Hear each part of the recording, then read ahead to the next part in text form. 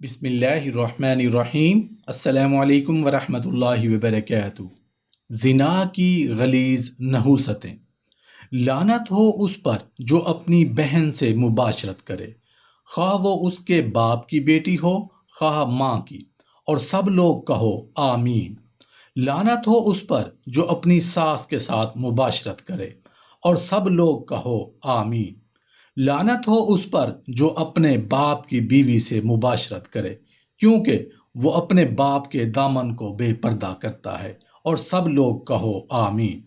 بحیثیت مسلمان، تم اپنی بہو کے بدن کو بے پردہ نہ کرنا، کیونکہ وہ تیرے بیٹے کی بیوی ہے، سو تو اس کے بدن کو بے پردہ نہ کرنا۔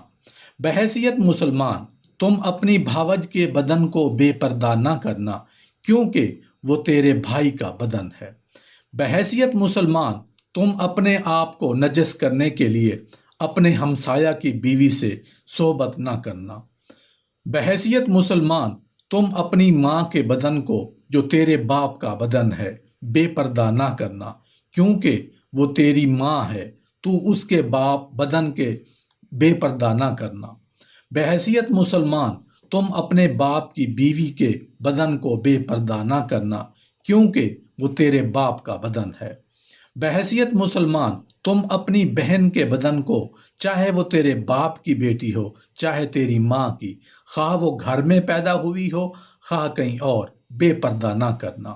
بحیثیت مسلمان، تم اپنی پوتی یا نواسی کے بدن کو بے پردہ نہ کرنا، کیونکہ ان کا بدن تو تیرا ہی بدن ہے۔ بحیثیت مسلمان، تم باپ کی بیوی کی بیٹی جو تیرے باپ سے پیدا ہوئی ہے، تیری بہن ہے، تو اس کے بدن کو بے پردہ نہ کرنا۔ بحیثیت مسلمان، تم اپنی پھوپھی کے بدن کو بے پردہ نہ کرنا، کیونکہ وہ تیرے باپ کی قریبی رشتہ دار ہے۔ بحیثیت مسلمان، تم اپنی خالہ کے بدن کو بے پردہ نہ کرنا، کیونکہ وہ تیری ماں کی قریبی رشتہ دار ہے۔ بحیثیت مسلمان، تم اپنے باپ کے بھائی کے بدن کو بے پردہ نہ کرنا، یعنی اس کی بیوی کے پاس نہ جانا، کیونکہ وہ تیری چچی ہے۔ زنا بہت بڑا جرم ہے، یہ ایسی بدی ہے کہ اس کی سزا قاضی دیتے ہیں۔ یہ ایسی آگ ہے جو کہ جلا کر بھسم کر دیتی ہے اور سارے حاصل کو جڑ سے نیست کر دیتی ہے، یعنی تمام اعمال کو برباد کر دیتی ہے۔ بیگانہ عورت سے تعلق ناگدونے کی مانند تلخ اور دھاری کی تلوار کی مانند تیز ہے۔ بری عورت کے پاؤں موت کی طرف جاتے ہیں اور قدم پاتال کی تک پہنچاتے ہیں۔ اسے زندگی کا ہموار راستہ نہیں ملتا، اس کی راہیں بے ٹھکانہ ہیں، لیکن اسے شعور نہیں۔ بری عورت سے تعلق رکھنے والا اپنی آبرو وغیرہ کے اور عمر بے رحم کے حوالے کر دیتا ہے۔ ایسے شخص کی قوت سے بیگانے سیر ہوتے ہیں اور اس کی کمائی غیر کھاتے ہیں۔ ایسے شخص کا جسم اور گوشت گھل جائے، سوائے نوحہ کرنے کے وہ کچھ نہیں کر پائے گا۔ انسان کو اپنی ہی بیوی سے تعلق رکھنا چاہیے۔ انسان کی بدعمالی سے اللہ تعالیٰ خوب آگاہ ہیں، اس کی بدکاری اسے پکڑے گی، وہ گناہوں کی رسیوں میں جکڑا جائے گا اور اس کی بدعمالی اسے ہلاک کر دے گی۔ خبیث بدکار اپنی چالاکی اور تیز تراری کے باوجود ناگہانی آفت میں مبتلا ہوگا، اسے ایک لخت توڑا جائے گا اور اس کے لیے بچاؤ کی کوئی راہ نہیں ہوگی۔ بری عورت کا پھسلایا ہوا ٹکڑے کا محتاج ہوتا ہے اور بدکار عورت جان کا شکار کرتی ہے۔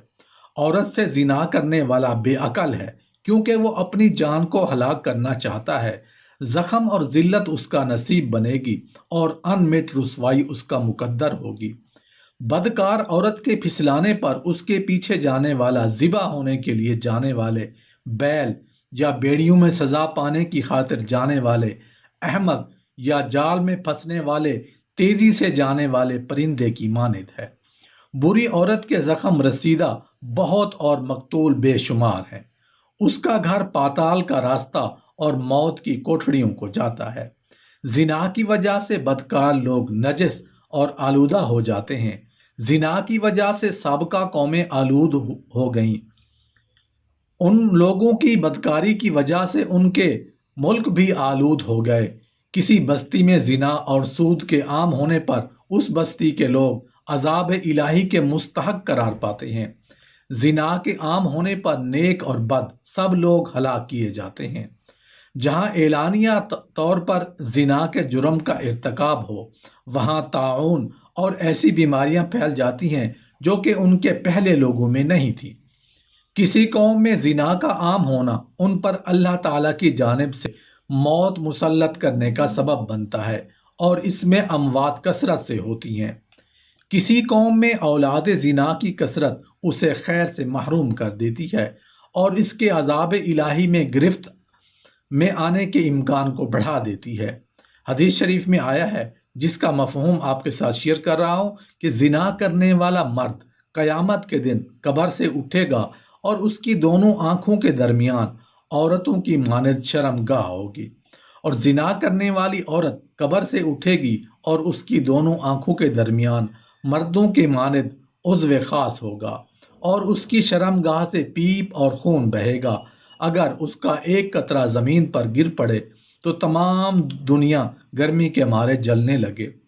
اگر زانیوں کو اس امر یعنی زنا کے گناہ کا احساس ہوتا کہ اس کی وقتی لذت سے کس قدر بڑے شر اور فساد کے دروازے کھلتے ہیں، تو انہیں اس شرمناک جرم کا ارتکاب کی نسبت اپنے وجود کو فنا کر دینا آسان دکھائی دیتا، بالخصوص جبکہ اس کبھی عمل کا نتیجہ اس بچے کی صورت میں نمودار ہوتا ہے۔ ایک عیاش اور بدمعاش عورت کبھی تو اس کے پنگھوڑے میں ہی اس کا گلا گھونٹ دیتی، اور کبھی حالت جنین میں اسقاط کروا کر جان چھڑا لیتی ہے، اور کبھی اسے وضع حمل کے بعد زندگی کی مشکل اور زمانے کے مصائب جھیلنے کے لیے لاوارث پھینک دیتی ہے۔ اس معصوم کو اپنی ماں معلوم نہیں ہوتی جو اس پر امر مادری نچھاور کرتی، وہ اپنے باپ کو نہیں جانتا جو اس کے سردست شفقت رکھتا، اور ایسے اتفاق زمانہ ایسے شخص کو سپرد کر دینا ہی بہتر ہے جو اس کی تربیت ایسے دین کے مطابق کرتا ہے جو اس کے ماں باپ کا دین نہیں ہوتا، یا ویسے ایسے ہاتھوں میں آ جاتا ہے جن کی تربیت سے وہ اخلاق باختہ بن جاتا ہے، اور ایسا بچہ پورے معاشرے کے لیے ایک ضرر رساں عضو بن کر بہت بڑی مصیبت کا باعث بنتا ہے۔